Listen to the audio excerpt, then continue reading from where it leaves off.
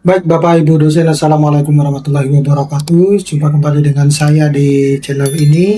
Nah, ini yang akan kita bahas kali ini itu berkaitan dengan panduan navigasi di Sister Bapak Ibu guru ya, terutama berkaitan dengan proporsi penelitian di Sister ya, karena dalam pengajuan jabatan akademik sekarang itu Bapak Ibu dosen kita sudah menggunakan panduan di Sister ya. Nah, sayangnya eh, ke, eh, tools itu akan terbuka ketika kita mau mengajukan jabatan akademik dosen. Itu sejauh ini yang saya dapatkan ya.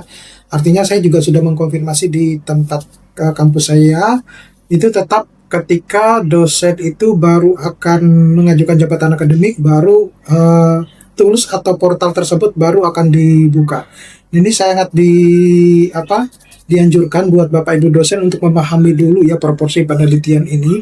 Jadi sebelum saya membahas ini lebih dalam, saya menginformasikan kepada Bapak Ibu dosen bahwa bagi Bapak Ibu dosen yang ingin mendownload e-book yang bisa digunakan untuk menulis di jurnal Scopus, di jurnal Sinta 1 hingga Sinta 6, menulis buku dengan proses tentunya dengan AI yang lebih cepat, Bapak Ibu dosen bisa mendownloadnya melalui link yang sudah saya sediakan pada deskripsi dari video saya ini. Nah, jadi ini adalah kita membahas Bapak Ibu dosen strategi ya aturan transisi yang memang baru-baru ini dikeluarkan oleh Kemendikristek Dikti ya, Kemendikristek Dikti, sehingga Bapak Ibu dosen harus memahami proporsi penelitian ini, karena nanti saya selalu menganggapnya adalah proporsi penelitian itu yang paling krusial ya, karena kita harus menghitung satu persatu proporsi penelitian tersebut ya, karena berkaitan dengan siapa yang bertindak sebagai penulis pertama, anggota ataupun korespondens. Nah, kalau misalnya cuma satu dua peneliti ya tidak masalah ya. Tapi kalau misalnya publikasinya banyak, nah itu yang butuh waktu untuk menghitungkan proporsi penelitian tersebut. Nah, jadi Bapak Ibu dosen, ini adalah fondasi regulasi ada di Kemendikti-Saintek ya, nomor 39 tahun 2026, yang ini merupakan turunan dari Permendikti-Saintek nomor 52 tahun 2025. Konteks hukumnya yaitu implementasi resmi dan aturan terbaru ya untuk mengintegrasikan penilaian kinerja penelitian secara langsung ke platform Sister untuk transparansi pengajuan jabatan akademik dosen. Jadi kalau ada kemarin banyak dosen-dosen yang bertanya bagaimana dengan aplikasi ini dan lain sebagainya. Sepertinya itu sudah tidak diberlakukan lagi ya Bapak Ibu dosen ya. Semuanya sudah kembali ke Sister ya, bukan kembali tapi terintegrasinya semua di Sister. Jadi sebenarnya BKD atau laporan LKD yang kita buat setiap semesternya itu sebenarnya kita tinggal menarik data ya ke situnya. Sehingga kita ke depannya itu akan lebih sebenarnya dipermudah dengan pengajuan jabatan akademik dosen. Nah, fungsi modulnya yaitu sebagai tempat sentral ya untuk menghitung akumulasi angka kredit ketika kita mengajukan jabatan akademik dosen, terutama untuk yang kinerja penelitian ya, dalam hal ini adalah publikasi.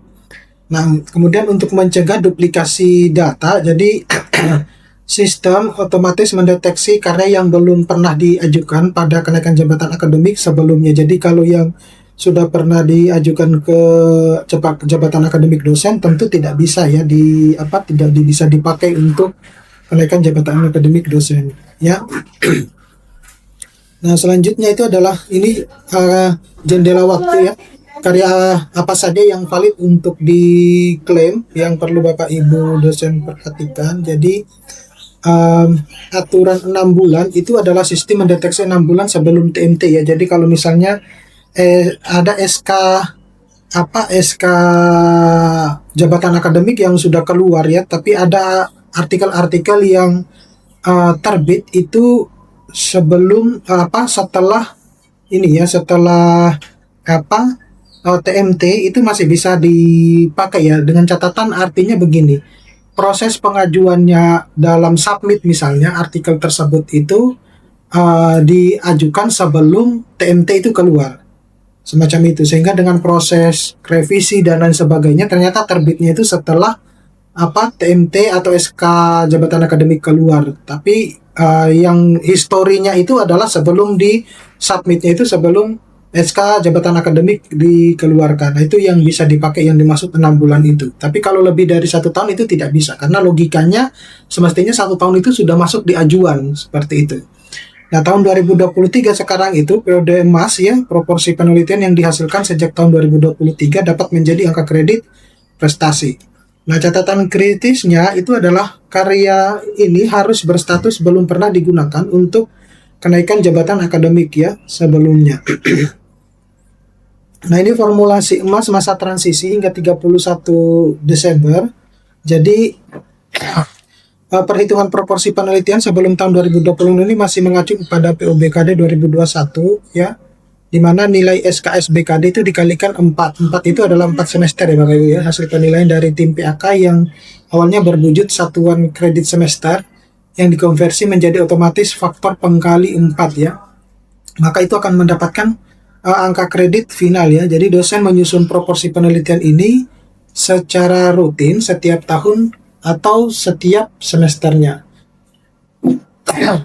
Nah, selanjutnya ini adalah matriks konversi ya, karya ilmiah SKS menuju angka kredit. Ini dicontohkan, katakanlah kalau misalnya jenis karya ilmiahnya itu adalah artikel jurnal internasional bereputasi, SKS di POBKD-nya itu kan 10 Bapak Ibu dosen. Ini kita bukan yang ini ya, bukan yang angka kredit itu ya. Nah, kemudian faktor pengalinya itu adalah 4, maka dapatnya 40. Nah, ini yang disebut dengan angka kredit prestasi. Tapi itu kalau untuk sejauh ini, kalau yang di BKD itu Bapak Ibu dosen itu belum ditentukan berdasarkan kuartil jurnalnya. Jadi semuanya hanya tertulis artikel jurnal bereputasi gitu ya. Nanti kedepannya sepertinya akan disesuaikan dengan kuartil jurnal. Jadi kuartil jurnal apa yang ini ya, yang kita berhasil publikasikan. Kemudian kalau monograf itu nilai POBKD-nya itu 5 dikalikan faktor pengalinya 4 dapatnya 10 ya. Ini catatan aturan transisi POBKD 2021. Sedangkan artikel terindeks basis data internasional itu 7,5 dikalikan 4 dapatnya 30. Nah, ini gunakan acuan ini untuk memprediksi apakah akumulasi angka kredit Bapak Ibu dosen itu sudah bisa mencukupi untuk pengajuan kenaikan jabatan akademik yang lebih tinggi ya sebelum akhir 2025. Nah, ini ekosistem sisternya perjalanan usulan. Jadi dosen itu mengusulkan kenaikan jabatan akademik ya melalui menu sister. Kemudian kita bisa melakukan klaim di BKD di portofolio ya, baru melakukan ajuan. Nah, baru operator perguruan tinggi maupun LLDikti itu akan melakukan tambah penilaian ya dan pengesahan dengan memplotting tim penilai, artinya dicek dulu oleh tim internal dulu Bapak Ibu dosen, baru disimpan data plottingnya. Nah, setelah itu tim penilai itu memilih dosen ya, diberi nilai catatan karyanya pada karyanya, kemudian finalisasi penilaian, baru pleno luar sister ya. Nah, pada saat finalisasi penilaian itu ada jabatan pengesahan yaitu di LLDikti, yaitu pilih dosen dan finalisasi dan dibubuhkan tanda tangan pengesahan. Nah, ini atau apa kalau untuk sampai ke lektor ya, tetapi kalau yang ke lektor kepala dan guru besar itu diteruskan sampai ke pusat. Nah, ini rute pengusulan 4 langkah menuju pengajuan. Jadi pertama itu kita mengakses menu dulu, jadi login dan buka layanan di karirnya ya. Bapak Ibu dosen silakan buka di sister masing-masing. Di situ ada layanan karir di sebelah kiri menu-menu itu. Kemudian kita mengkonfirmasi awal dengan membuka halaman usulan proporsi dan buat inisiasi usulan. Baru kita melakukan tarik ya, persimpangan, pilih jalur otomatis ya, BKD atau manual portofolio. Kemudian kita bisa melakukan finalisasi ajuan ya, dengan memeriksa kembali dan kirim ke tim penilai. Nah, untuk langkah 1 dan 2 ini membuka gerbang sister. Jadi klik menu layanan karir, kemudian pilih submenu proporsi penelitian ya, dan ini di sebelah kiri itu. Kemudian kita masuk akan menampilkan halaman usulan proporsi penelitian. Baru lakukan temukan dan klik tombol usulan. Baru kita konfirmasi awal ya. Lakukan konfirmasi awal untuk memulai membuat usulan resmi di sister. Nah, ini persimpangan tarik data.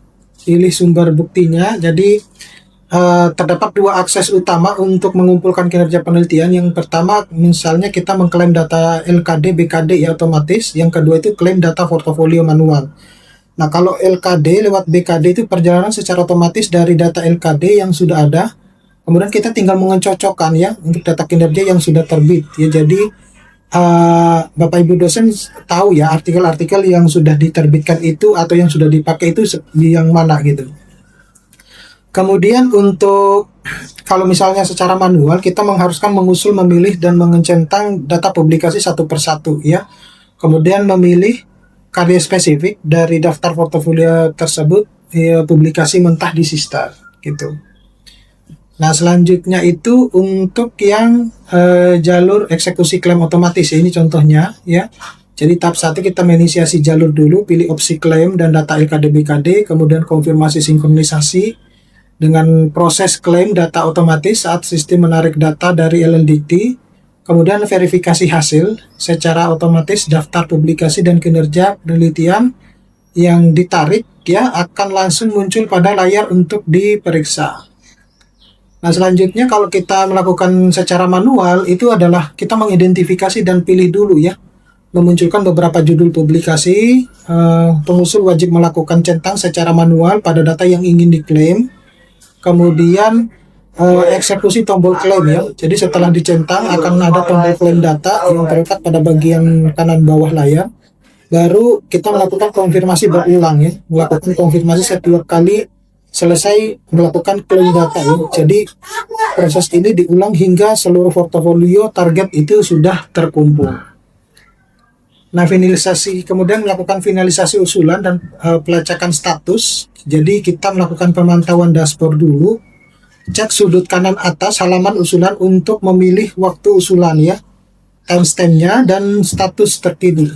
Kemudian eksekusi finalnya ada di bagian bawah ya, kanan bawah. Jadi setelah seluruh data terkumpul dan kita mengklik tombol ajukan di sudut paling kanan bawah, lakukan konfirmasi ajuan pada pop-up yang disediakan. Usulan otomatis berpindah ke meja tim penilai. Jadi fitur tambahannya itu adalah daftar klaim kinerja penelitian yang sudah final dapat diekstrak atau diunduh sebagai arsip pribadinya. Nah, ini langkah selanjutnya. Jadi persiapan sebelum login. Jadi kita melakukan evaluasi target angka kreditnya, kemudian memverifikasi tanggalnya ya. Perhatikan bahwa minimum artikel itu terbit 6 bulan ya sebelum TMT. Kemudian tentukan jalurnya ya, putuskan apakah akan menarik data via BKD otomatis, pastikan BKD rapi atau portofolio manual ya. Oke, saya kira cukup sekian Bapak Ibu dosen, mudah-mudahan ini bisa bermanfaat. Nanti akan ketemu pada video-video selanjutnya. Saya Iri, assalamualaikum warahmatullahi wabarakatuh.